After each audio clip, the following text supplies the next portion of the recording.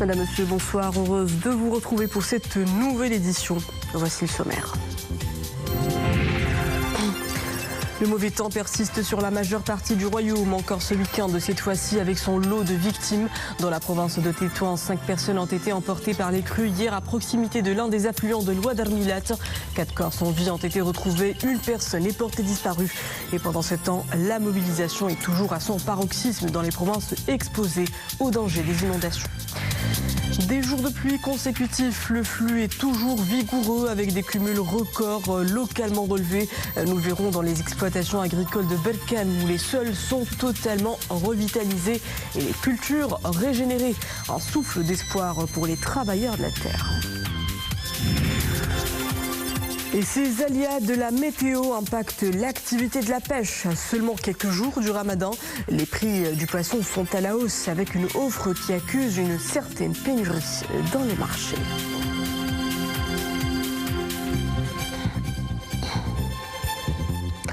Bonsoir. À la une de l'actualité de ce dimanche, les autorités locales de la province de Tétouan font état de 4 morts et d'une personne disparue dans des crues hier soir au niveau du douar Lemouaouja, relevant de la commune Bni Harshen. L'incident a eu lieu sur la route provinciale 4704 à proximité de Oued Armilat quand les fortes crues ont surpris un véhicule léger avec à bord 5 personnes emportées par les eaux. Aussitôt informés, les autorités locales et sécuritaires et les services de la protection civile se sont attelés aux opérations de sauvetage avec une mobilisation des ressources humaines et de moyens logistiques nécessaires, dont des équipes de plongeurs, de chiens et un drone. Les opérations de ratissage et de recherche menées hier soir ont permis de repêcher les corps de 2 victimes, une jeune fille de 14 ans et un bébé de 2 ans. Et ce matin, 2 autres corps ont été retrouvés, un enfant de 12 ans et un homme d'une trentaine d'années. Les opérations de recherche se poursuivent pour retrouver la 5e victime, toujours portée disparue. La pluie domine encore le paysage. Des fronts actifs sont toujours attendus pour ce début de semaine avec des pluies soutenues entre 40 à 90 mm à Tanger, Sela, Mdir Fnedek, Fahs Njra, Chefchaouen, Tétouan, Larache et Ouazen. Et seront accompagnés demain et mardi par des averses orageuses avec risque de grêle.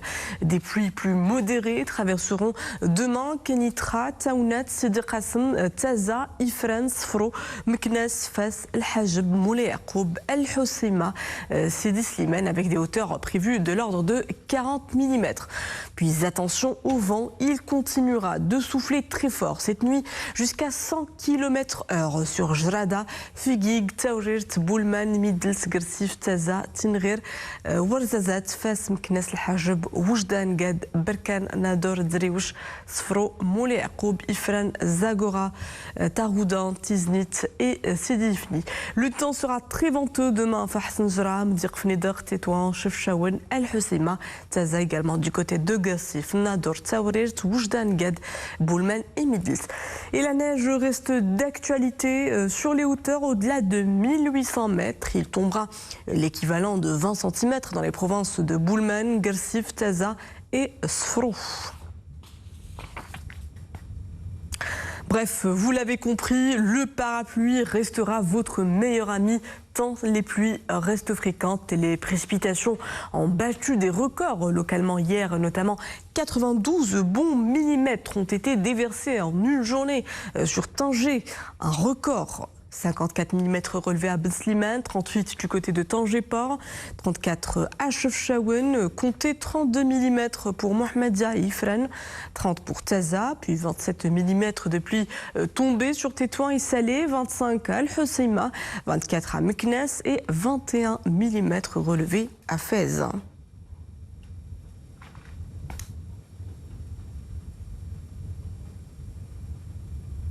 Toujours en vigilance orange, la province de Larache n'avait jamais vécu un tel épisode climatique.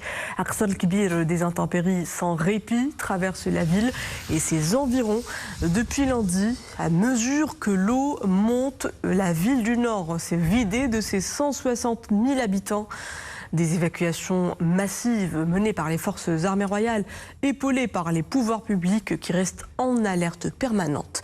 Les autorités veillent désormais à sécuriser par mesure de précaution l'ensemble des accès et sorties de la ville. Dans la province de Sidi Qassem, le dispositif aérien est pleinement engagé. Des rotations d'hélicoptères des forces armées royales sont opérées 24 heures sur 24 pour secourir les populations isolées par les crues. Plus de 14 000 évacuations d'urgence ont été menées dans la province depuis lundi. Des évacuations d'urgence, des postes de vivres et de médicaments, repérage des zones inondables. Ces appareils assurent un ratissage continu des localités submergées de la province où l'accès terrestre est devenu impossible.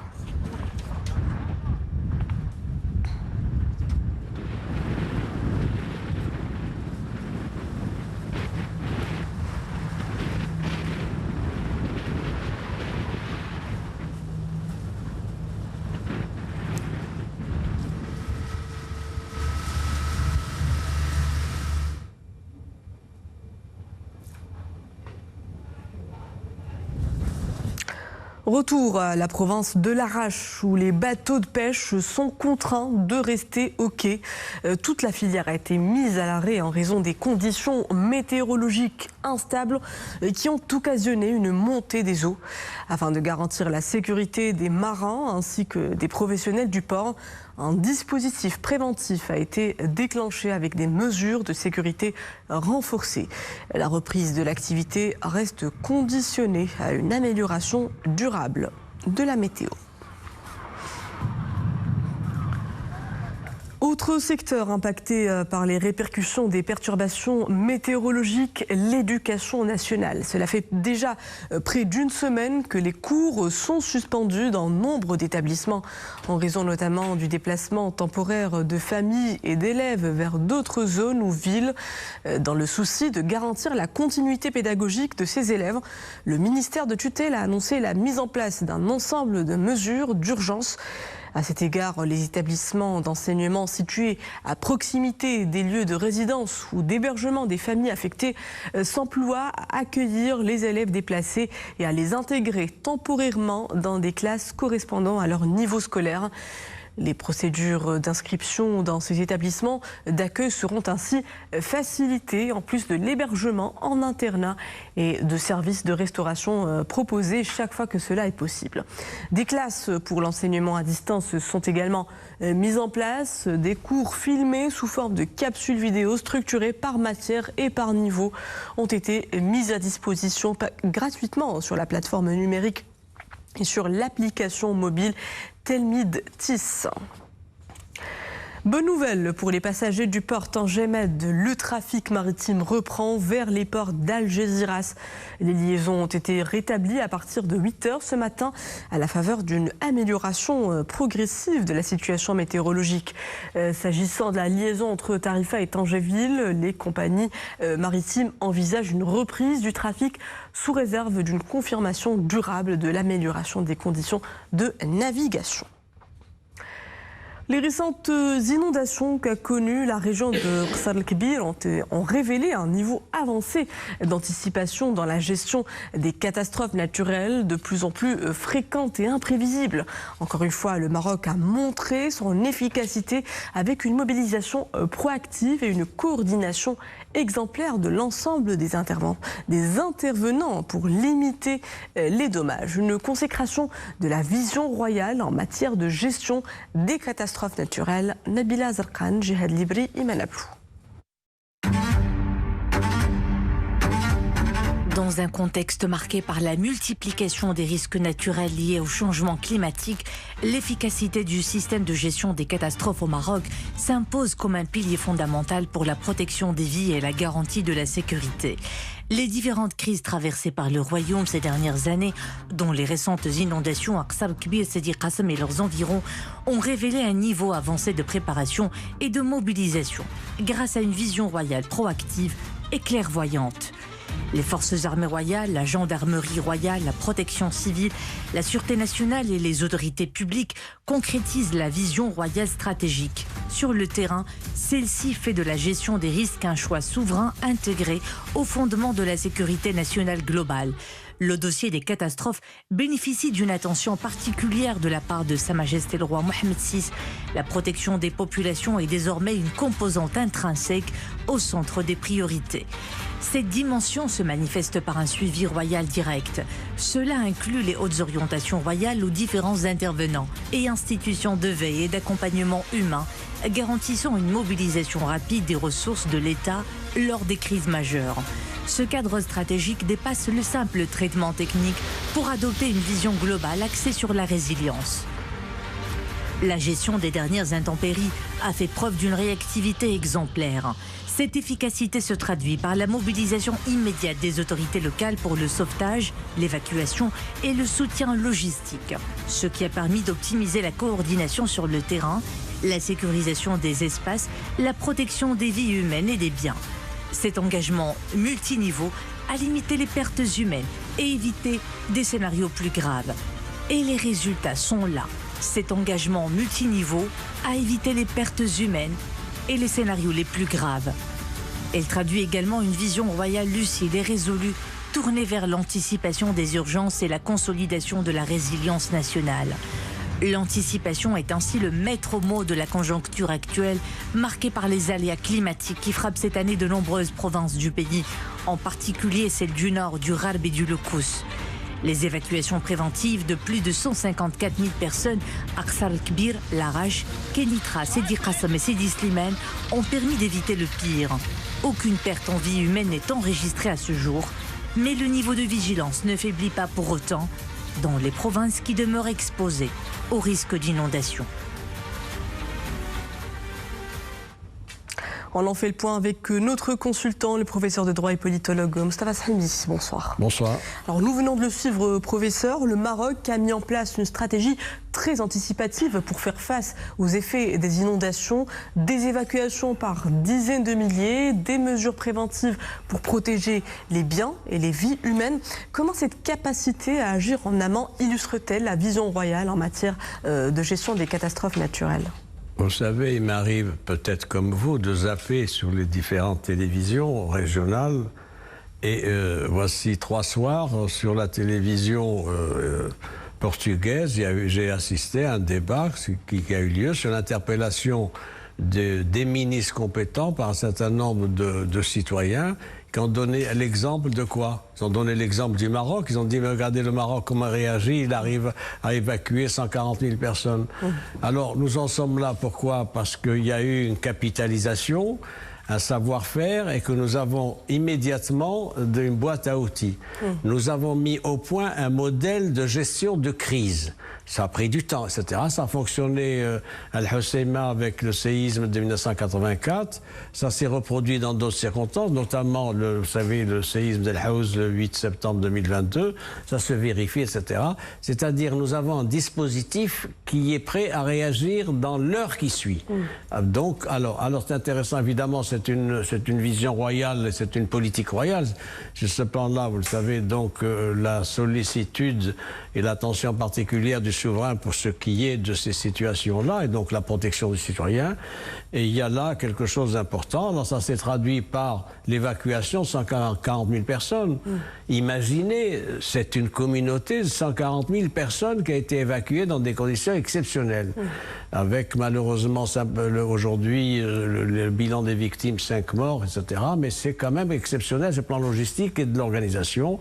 Il y a également d'autres mesures qui ont été prises après réflexion sur des modèles, d'ailleurs des modèles mathématiques.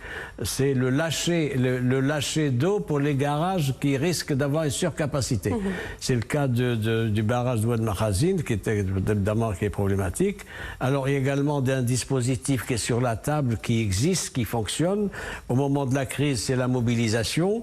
Évidemment, l'évacuation avec les corps constitués opérationnels, les phares, la protection civile, la gendarmerie royale, les services spécialisés, etc. Les abris. parce qu'il faut évacuer, mais il faut trouver des abris, l'assistance logistique, et puis nous avons aussi, dans nos cartons, si je puis dire, dans nos réserves, nous avons un plan national de lutte contre l'inondation qui couvre la période 2016-2036.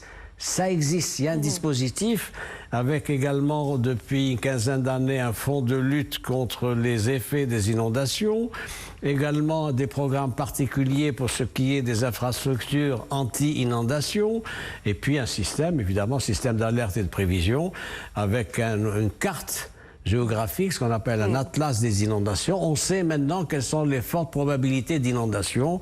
Et puis également un certain nombre de dispositifs réglementaires législatifs. Il y a un cadre institutionnel avec des infrastructures et des systèmes d'alerte. Donc nous sommes équipés pour faire face dans les meilleures conditions pour ce qui est de ce type de crise et de catastrophes naturelles. Il faut dire aussi que ces précipitations enregistrées depuis la mi-novembre ont surtout été bénéfiques pour l'agriculture, accompagnées de chutes de neige dans plusieurs régions. Ces chutes ou ces précipitations pluviométriques abondantes et régulières ont revitalisé les sols, ce qui offre d'excellentes perspectives pour une campagne agricole des plus fastes. C'est un reportage à Berkane de Rachid Latabi, Jihad Libré et Menablou. Après des années de sécheresse, les espoirs d'une année exceptionnelle renaissent de plus belle. La région de l'Oriental, en particulier la province de Berkane, a connu d'importantes précipitations.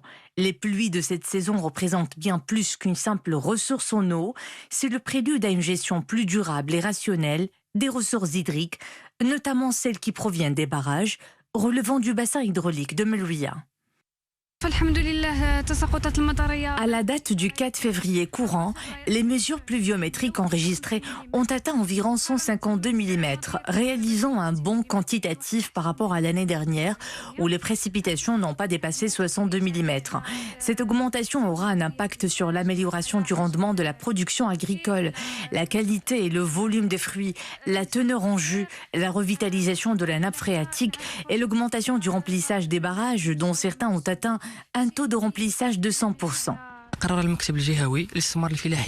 L'Office régional de mise en valeur agricole, en coordination avec l'Agence du bassin hydraulique de Melouia, a programmé un cycle d'irrigation exceptionnel.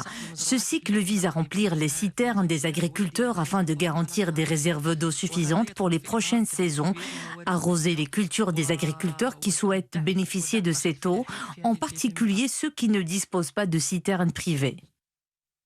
À Berkane, la culture des agrumes est le cœur battant de l'agriculture, couvrant une superficie de près de 19 000 hectares, ce qui représente plus de 80% de la superficie cultivée en agrumes dans la région de l'Oriental.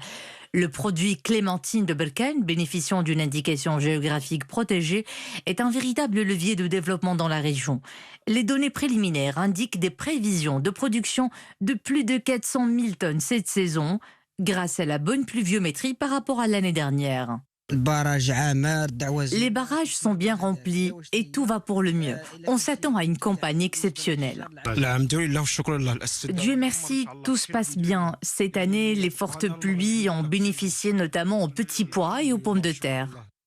L'impact positif des pluies de cette saison ne se limite pas aux agrumes, mais s'étend à bien d'autres cultures comme les céréales et les légumineuses.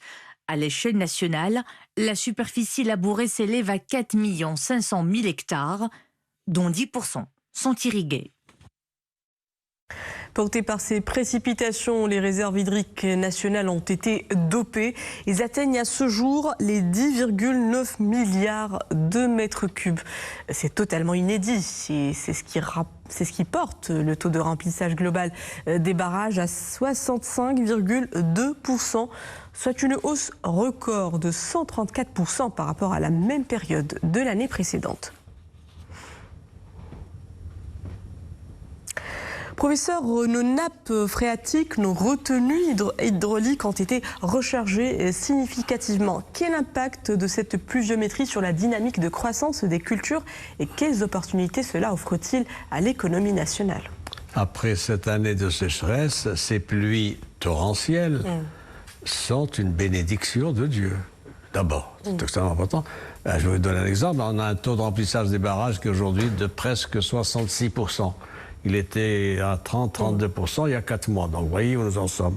Alors les bénéficiaires évidemment sont divers. D'abord évidemment c'est les cultures de céréales, blé dur, blé tendre, orge. J'ajoute les légumineuses, fèves, pois chiches, lentilles, etc. Et puis les fourrages, c'est important pour l'élevage. Alors les effets indirects aussi ne sont pas à ignorer. J'ai parlé de la recharge des barrages évidemment, ce qui permet une sécurisation de l'irrigation. C'est ça l'intérêt de l'amélioration du remplissage des barrages. Et puis également la recharge des nappes phréatiques qui sont vitales, sans oublier un effet différent pour la prochaine campagne agricole. Parce que le schéma n'est pas le même. Quand vous passez d'une année de grande pluviométrie, donc ça se répercute forcément du fait des réserves que j'ai évoquées. Alors il y a également un certain nombre de risques et d'effets négatifs qu'il ne faut pas évacuer. Il y a, ça peut peser sur un certain nombre de cultures, sur des produits, ça peut bouleverser des circuits économiques, etc. Et puis l'incidence aussi, c'est le PIB agricole.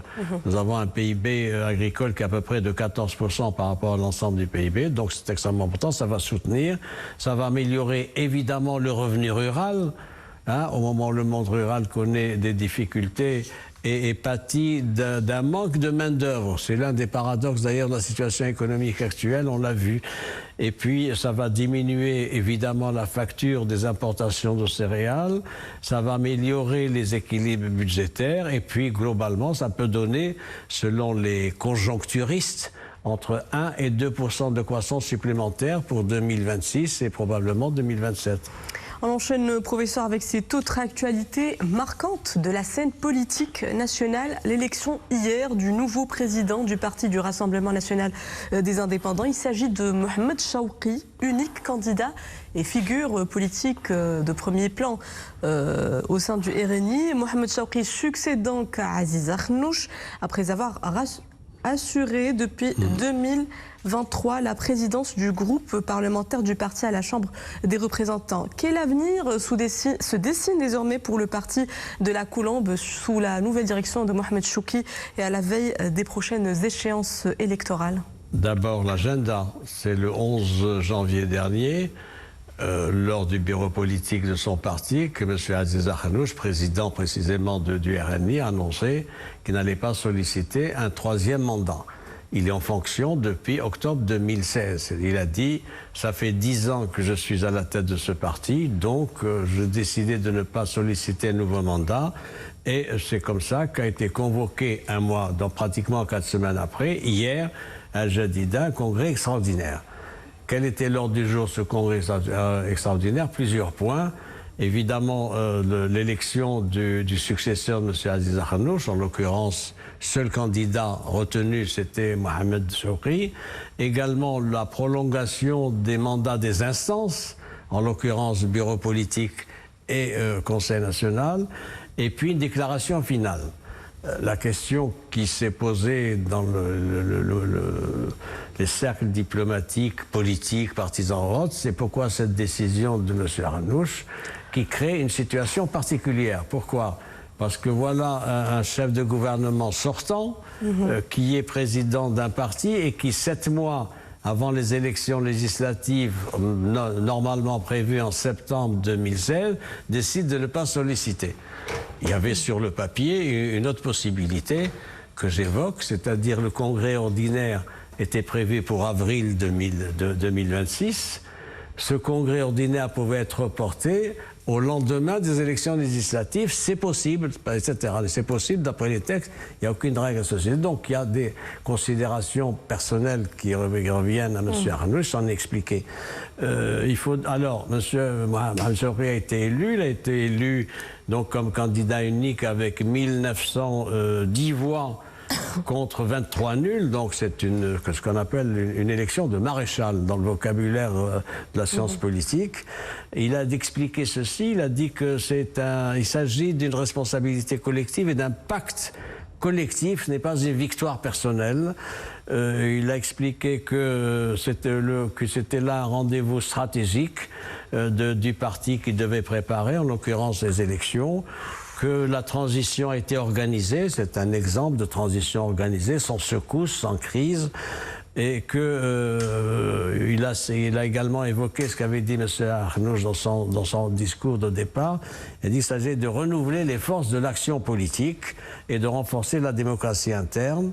À noter qu'au cours de ce congrès, un hommage a été rendu à M. Aziz Arnouch comme président du RNI et partant, évidemment, comme chef du gouvernement, sur la structuration du parti, c'est important, sur la présence améliorée du RNI dans le champ politique national, sur la capacité gestionnaire et réformatrice de ce parti, et puis sur le fait que ça revitalise pratiquement l'image du RNI à la veille des élections. Dernière question, si vous le permettez. Comment va se comporter le RNI dans les 7 mois à venir, à la veille des élections de septembre?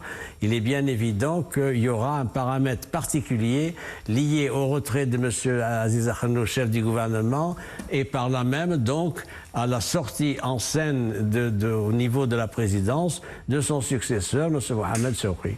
Je vous remercie, professeur Amsterdam Hemi, pour tous ces éclairages. Merci à vous. Parlons consommation à présent. C'est un produit très prisé des Marocains qui se fait rare. La sardine accuse une nette pénurie cette année au moment où sa valeur ne fait qu'augmenter. Résultat de la baisse des débarquements impactés par la mer agitée et les conditions difficiles des pêcheurs. Les professionnels rassurent que la situation devrait se stabiliser avec le retour d'une météo clémente. Hassan Zaki, Mohamed Chekir et Maria Ouad. À Casablanca, les étalages de poissons sont bien achalandés. On y trouve presque toutes les variétés. Sole, merlan, espadon, ray. Le poisson est disponible en quantité, même si les prix connaissent une légère augmentation ces derniers temps. Mais ce n'est pas tout. La sardine, très appréciée des consommateurs, manque à l'appel et se fait encore attendre. On veut acheter bien sûr le houz. Je suis venue acheter du poisson pour préparer de bons petits plats avant le début du ramadan. Il y a beaucoup de choix sur les étalages, bien qu'il n'y ait pas de sardines depuis quelques jours. Toutefois, j'ai constaté une légère hausse des prix et du coup, je vais réduire un peu mes dépenses. Chaque année, c'est la même chose. Entre le mois de janvier et février, les prix sont un peu plus élevés car l'océan est agité et les vagues sont très hautes. Il n'y a pas de sardines non plus car il faut respecter le rythme biologique de ce poisson. Et pour cause, les précipitations de ces dernières semaines ont compliqué le travail des pêcheurs et des sorties en mer. Quant à la sardine, elle reviendra sur les présentoirs à partir du printemps, après la fin de son cycle biologique. Depuis quelques jours maintenant, j'ai remarqué que le prix du poisson a augmenté. Je me suis demandé pourquoi d'ailleurs. Je crois que la cause principale est que les conditions de pêche sont un peu difficiles en ce moment, à cause de l'océan qui est agité, mais j'imagine que cela est transitoire. En ce moment, il y a pas mal de choix côté poisson. Les produits de la mer sont frais et il y en a en grande quantité. Par contre, il n'y a aucune sardine, car on ne peut pas la pêcher en cette période. De plus, les prix ont un peu augmenté, mais dès que les conditions météorologiques vont s'améliorer, ils vont redescendre. Très apprécié des consommateurs, le poisson reste l'incontournable des marchés, attirant chaque jour amateurs et gourmets, à la recherche de bons produits de la mer, à des prix raisonnables. Sport, athlétisme, Casablanca, la 15e édition de la course internationale de 10 km s'est achevée ce matin en tête de file de Marocains. Hafid Rizgi dans la catégorie hommes et Keltoum Bouassria pour les dames ont remporté le titre de cette compétition organisée sous l'égide de la Fédération royale marocaine d'athlétisme après avoir parcouru respectivement la distance en 28 minutes et 1 seconde et 32 minutes et 2 secondes.